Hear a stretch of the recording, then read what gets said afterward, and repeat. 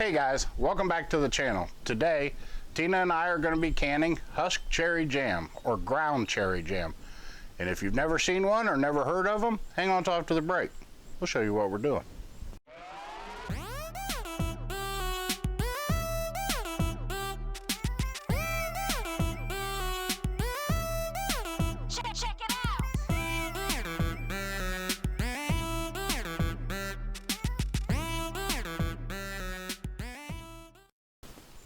Alright guys, like I said, today Tina and I are going to be canning a Husk Cherry Jam, or some people call them a ground cherry.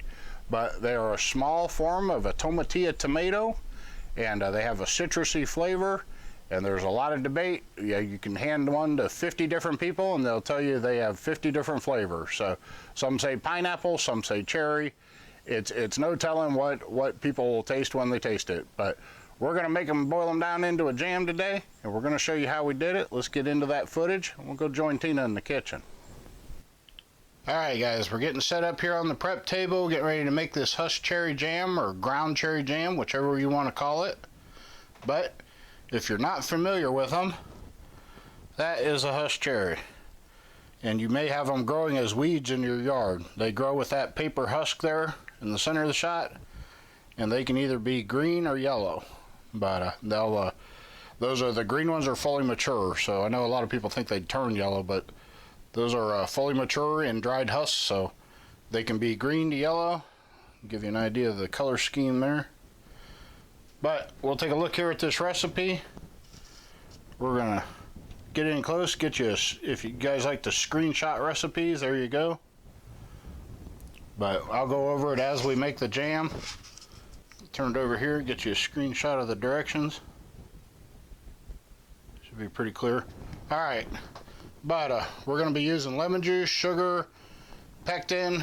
We get like these little things here are real butter. We're going to have just a touch of real butter. But we'll get this going. The first step is to get these cherries washed up. We need 3 3/4 cups, so we've got about 5 cups there. After we grind them down, that should be close to the 3 3/4. And then we'll get over to the stove and show you what we're doing with them next. Alright guys, we're going to jump in here on Tina. The first step is they're going to get a really good bath. So we'll get them in here under some cool rinse water and get them all rinsed off. They're pretty clean coming out of their husks. But we'll get them in here and get them washed up. And then we'll get them over here to the blender, and we're just going to blend them whole. Alright guys, we're back over here at the prep table, and we're going to go ahead and probably put about half of them in here, get them blended up, throw the other half in, and we're just going to call that good. But let me get away from the noise, and we'll come back when we're getting ready to put them in the pan.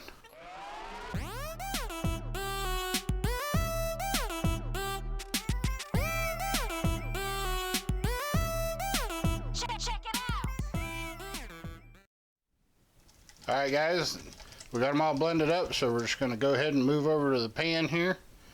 Get them over in the pan, and then we'll move the pan over to the oven, and we'll get some stuff measured up and bring you right back.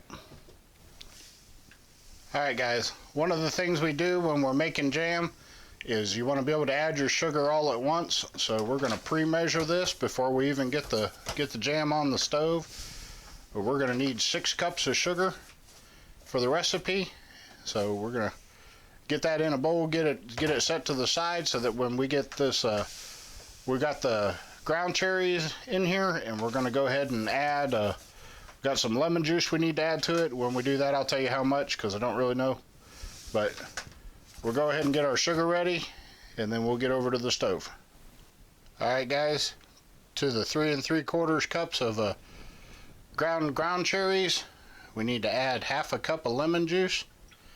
So Tina, get that measured up here. We'll get that added in, and the next step is to run it up on high and bring it to a full rolling boil. So we'll get it up there and get it warmed up, and we'll bring you back. Alright guys, I need to cut back in here. I've screwed up. We've got our ground cherries ground up and in there, and we've got our half a cup of lemon juice in there.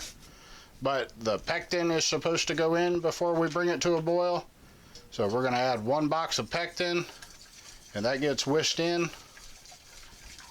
And then we're going to add 1/4 teaspoon of butter. real butter, and add that to it too. So those things get added before you bring it to a boil. So we'll go ahead and we've got these things added up here, and now we'll bring it to a boil, and I'll bring you back when we get to that point. Alright guys, we got it up to a rolling boil. A rolling boil is when it won't stop boiling while you stir it. So it's time for us to add the sugar. We'll dump that in all at once. I believe that's 6 cups of sugar. We'll go ahead and get that all in there, and then we'll get it stirred up, and then you bring it back to a rolling boil and hold it there for 4 minutes. Alright guys, we're bringing this, we got the sugar in here, and we're busy bringing it up to a boil, and Tina's laughing because we're having a debate. Alright Tina, what do you think it tastes like? Apple. Apple? Yeah. I think it kind of tastes like a Granny Smith apple myself. It could probably use a little extra sugar and maybe some cinnamon, but we're not sure how everybody else would taste it. But I think what we're going to do is we're going to add probably 2 more cups of sugar and probably, let's say, half a teaspoon of cinnamon to it. And we'll go ahead and get that put in there before it gets to a boil, and we'll bring you back. Alright guys, we're at the 4-minute mark, and we've shut the heat off. So we're going to go ahead and start getting this ready. We've got our water bath canner over here preheating, but Tina's going to go ahead and start canning this up. Looks like we're going to put it in just regular old half-pint jelly jars.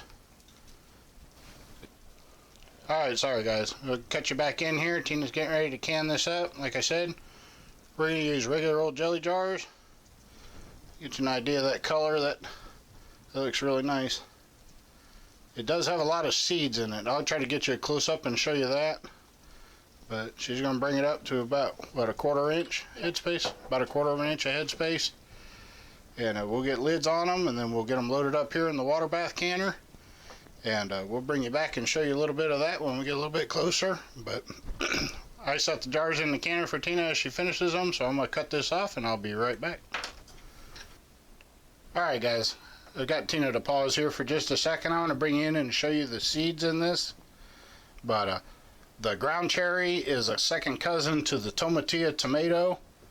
And you will see when you go to make it that it does have quite a few seeds in it. But they're not hard seeds, and they're not really interfere with the jam in any way. They're more, think of them more like a strawberry seed in strawberry jam. But just wanted to show you how many seeds you can expect to see in a close-up shot. We'll get back to canning. She's getting ready to... Alright guys, I'm going to jump back in here. It looks like the yield is going to be 8 half pints and whatever that little tiny jar is there. So, a 1/4 pint. But we'll go ahead and get them in here, bring them up to a boil. We're going to hold them there for how long, T? 10 minutes. 10 minutes. We'll hold them for 10 minutes, and then we'll get them out and we'll show them to you. Alright guys, one thing I've learned is that our viewers are a smart group of people. So, assuredly I'm going to get asked, Mark, why didn't you do a sheeting test? So, I want you to take a look at the sides of that pan and the glazing on that spoon. If you've been canning jam long enough, you can tell that it's going to sheet and set. So that glazing there on the side of that pan tells you everything you need to know about whether that jam's going to set. Alrighty guys, the 10 minutes is up. We've taken the lid off and had the lid off for 5 minutes. And we're going to go ahead and start pulling jars out. And we'll give you a look at what they look like. And we'll get them over here on the towel in some good light. We'll get down in here. So, get them out of there for it. See if we can zoom in on them there a little bit. I know that's not the best lighting, but we'll get a good look at them. But we'll get them all out, and then we'll get one last look at them. You can hear them pinging there already. So we'll get them all out, and then we'll get you a good look. Alright, we're having trouble finding a good way to show you the true color on them. But they are actually, if you can't pick it up on video, they are the color of a dark honey. But just kind of that golden color, and they got the seeds all through them. But they got that golden honey look. And They look pretty good. We got to lick the spoons on the bowl. It tastes really good. But if you've never seen ground cherries canned as jam, there you go. I'll be back to talk to you in just a minute. Alright guys, we thought we'd try one more angle, but doesn't seem to be much better. But like I said, they're a golden color, and they've got lots of seeds in them like you would expect a strawberry jam to have. But we're real happy with them. There you go, we got a close-up pop. Oops, almost got another one. But alright guys, that's gonna be it. Canning ground cherries. I'll be back to talk to you. Alright guys, that's about going to wrap it up for today's video. That's our Husk Cherry Jam, or our ground cherry jam, whichever you prefer to call it. But I'm going to throw some other links up here in the corner to some of our other videos if you wouldn't mind checking those out. But if you like this video, please give it a thumbs up and leave us a comment down below. Tell us what you thought of it, or tell us if you have them. You may have them growing as weeds in your yard. But they're pretty common here in the South. But if you like the content here on the channel, we hope you'll subscribe. Down next to the subscribe button is a bell. If you'll ring that bell, that'll send you notifications whenever we release new videos, which is a great way to keep up with the channel. So, like I said, that's our Husk Cherry Jam. If you liked it, again, please hit that thumbs up. Leave us a comment down below. We'll catch you in the next one.